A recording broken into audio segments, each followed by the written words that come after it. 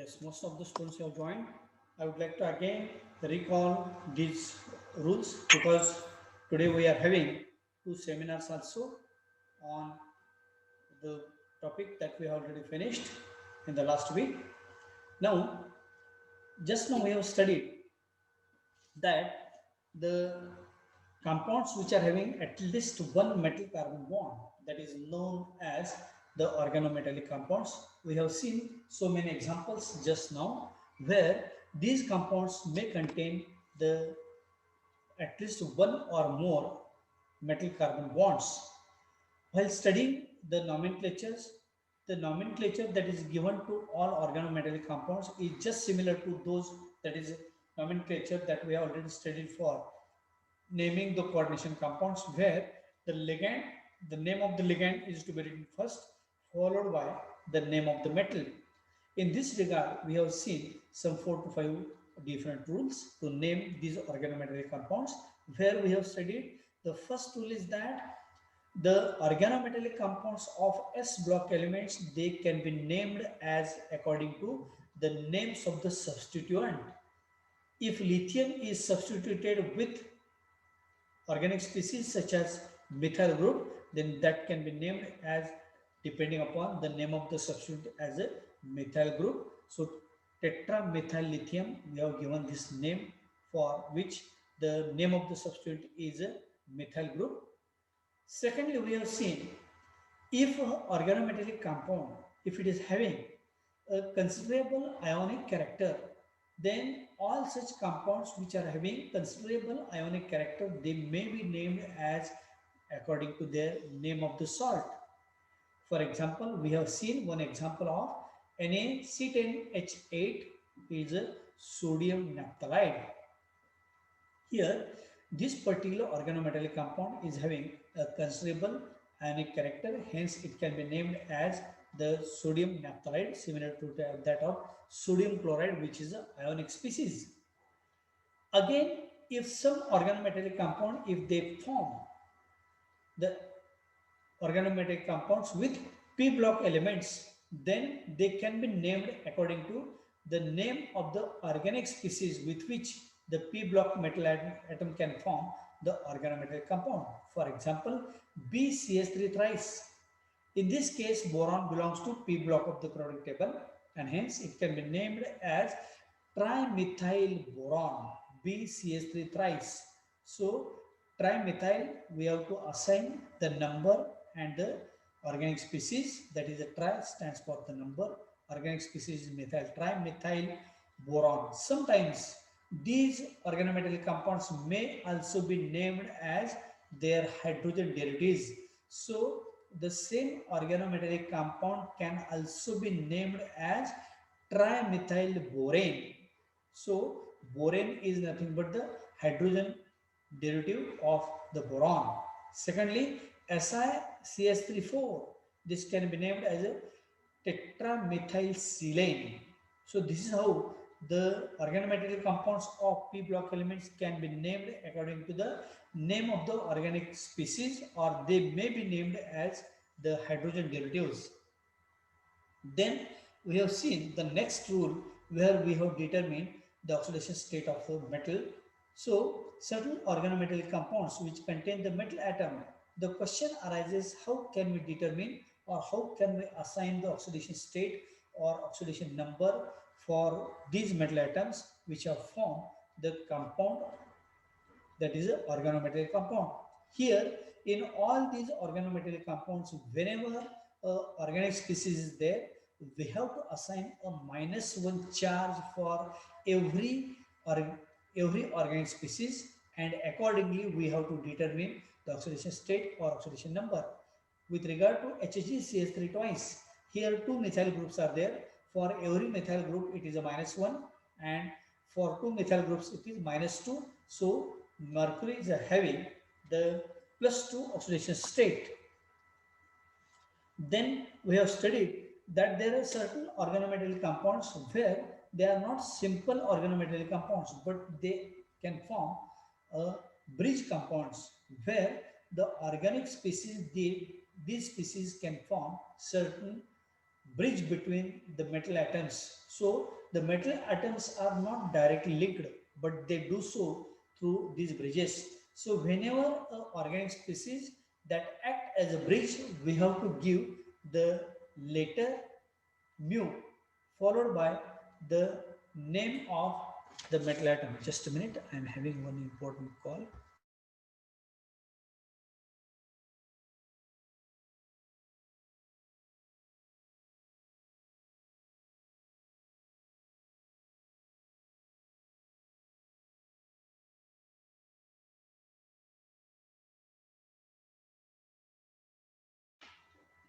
Now, these bridge compounds, they can be preceded by giving the number and the letter which is mu, which is followed by this number. If two organic groups, they can form a bridge between two metal atoms, then two organic groups are there, then we have to write the letter, the word di for two organic groups, and these two organic groups, they form a bridge, and hence we can write dimu dimethyl tetramethyl aluminum. So this is how we can name a bridge compounds, where a care should be taken that we have to write the letter mu for writing the bridge organic groups. Then we have seen the attachment of carbon atom with the metal. In order to show the attachment of carbon atom, we have to write the letter eta.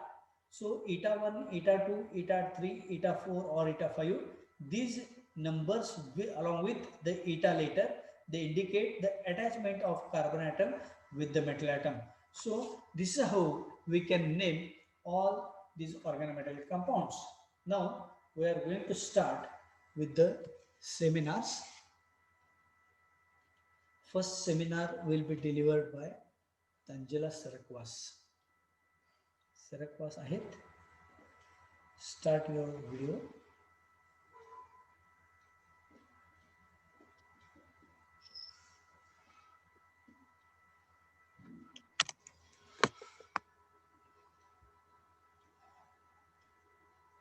Okay. Just a minute. Me present करतो इकडून.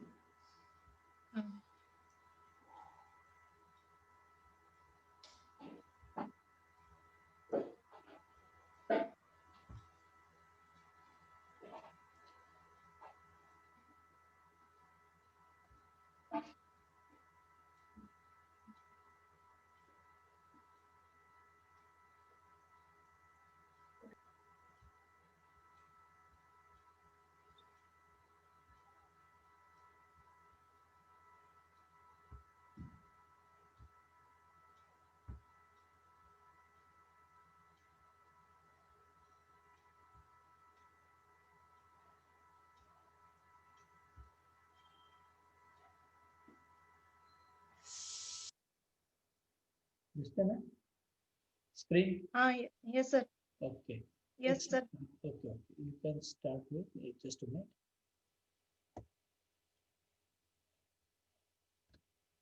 Okay, you can start. Good morning, all of you. Welcome to seminar. Next. My name is Tanjila Sarkwas from BSc TY in Chemistry. Today we will discuss about topic free electron theory. Free electron theory. First, the valence electron of atoms are free to move about the whole volume of the metal, like the molecule of a perfect gas in a container. Second one is the free electron move in random direction and collide with either positive ions fixed to the lattice or the other free electrons. All the collisions are elastic in nature. That is, there is no loss of energy. Next, free electron theory. The theory is a proposal by Drude and Lorentz. Drude proposed in year 1900 and later on it was refined by Lorentz in the year 1932. The piece of metal which contain of positive charge metal ions also is contain mobile electron, movable electron are there. Next, sir. Metal's law ionization potential. The ionization potential can be defined as it is amount of energy that is required to remove an electron from isolated gases items. This is known as ionization potential or ionization energy. Metal are having very low value of ionization potential. Example, sodium, atomic number 11, electron configuration 281. Next,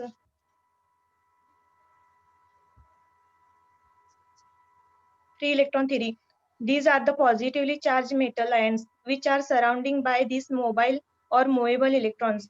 When the electron metal ions uses, the electrons loses the electron because of low ionization potential. Then the positive charge pieces is from these positively charged pieces is known as metallic kernel. When all the positive metal ions then loses having electrons, then these electrons they are delocalized over the all atoms numbers of plenty of electrons are there. This is known as electron gas as a plenty of electron as there ends a particular word is used sea of electrons. Next,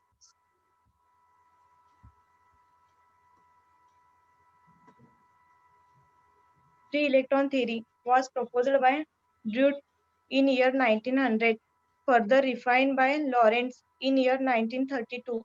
Assumptions. First one is mutual repulsion between the electrons is absent. Second one is potential field due to positive ions is completely uniform through the metallic crystal. Metals have a low ionization potential. Metals lose valence electrons become electropositive. Next, this spreads electrons not bound with single nucleus but spread out around several nuclei. Such a freed electrons referred as delocalized and their total collection is called electron cloud or electron gas or sea of electrons.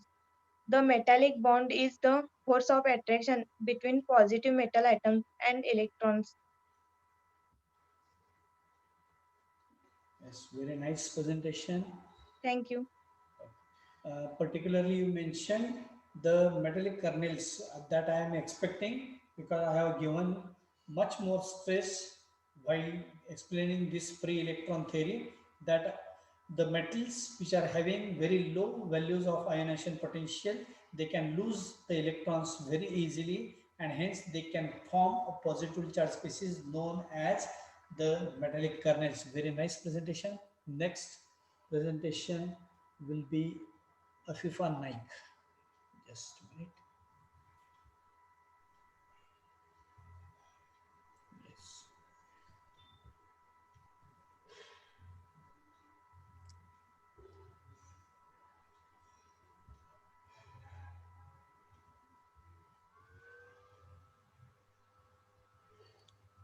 एक minute ना मी presentation करतो. हाँ sir.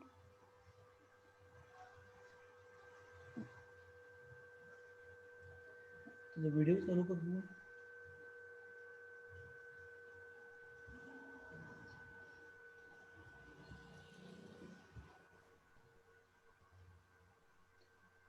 Afifa, start your video.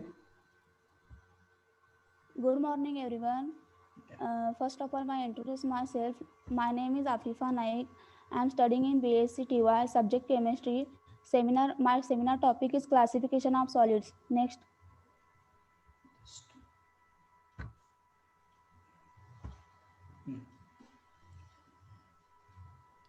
Classification of solids. Classification of solid is continuously classified into three different parts. First class is conductor, second non-conductor, and semiconductor. Their parts is classified into band theory. Next.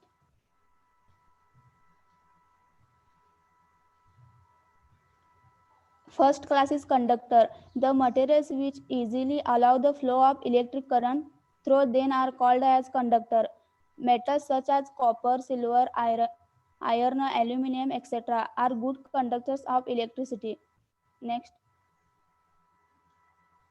Conductor. The diagram is conductor. First, there are two bands. first a valence band and second conductor band. The lower band is valence band and higher band is conduction band. There are no gap between valence band and conduction band. There are electron easily passing to valence band to conduction band. Yellow indicator is show that electron. Next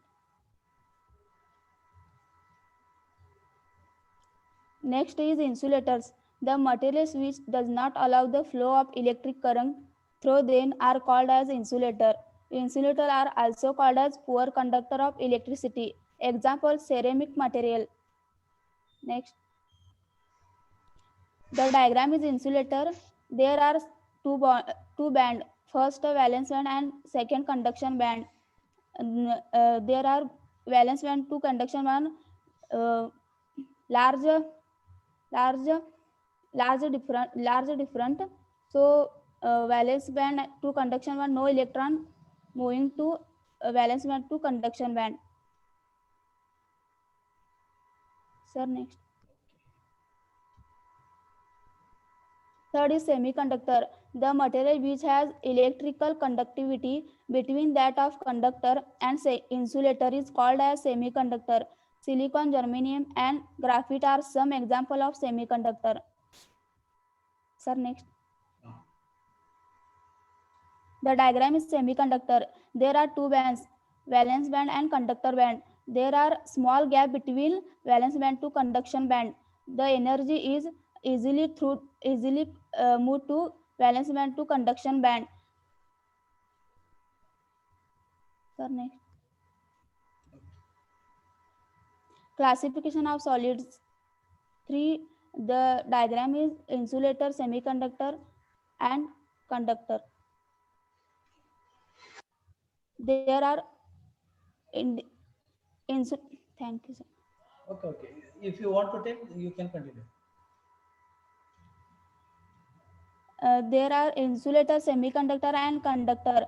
Conductor has no gap between valence band to conduction band, and semiconductor has small gap between valence band to conduction band. So electron is easily passed to valence band to conduction band. And indicate insulator has very large gap between valence band to conduction band.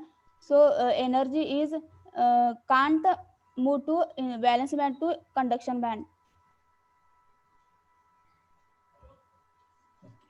Sir, next. Thank you. Slides छान केलेले होत्या. Very nice presentation. फक्त थोडीशी घाई गडबड होते, थोडंसं ते अवॉइड करायचं. Otherwise everything is very simple. Slides are very elaborate and self explanatory. Slides जर व्यवस्थित आपण केल्या असतील तर आपण व्यवस्थित सांगू शकतो. पर्टिक्युलरली ही स्लाइड जी केलेली आहे Afifa is very nice slide, because this is the only slide by which we can explain everything. So your entire seminar lies with this slide only, because according to band theory of metals, the metals can be conveniently classified into three types, that is insulator, semiconductor and conductor. You have nicely explained that insulator, there is a large forbidden energy gap between the valence band and the conduction band. This is the only point of difference between all these. Insulators having large band gap or forbidden energy gap between the filled valence band and the conduction band. Second, semiconductor, which is having very small forbidden band. The electrons can easily move from the filled valence band to conduction band, and hence they can conduct the electricity. And third is a conductor, where there is no gap between valence band and the conduction band. त्यामुळे ही slide लक्षात ठेवायची आहे तुम्ही सगळ्यांनी. This is very nice presentation. So I am going to stop here.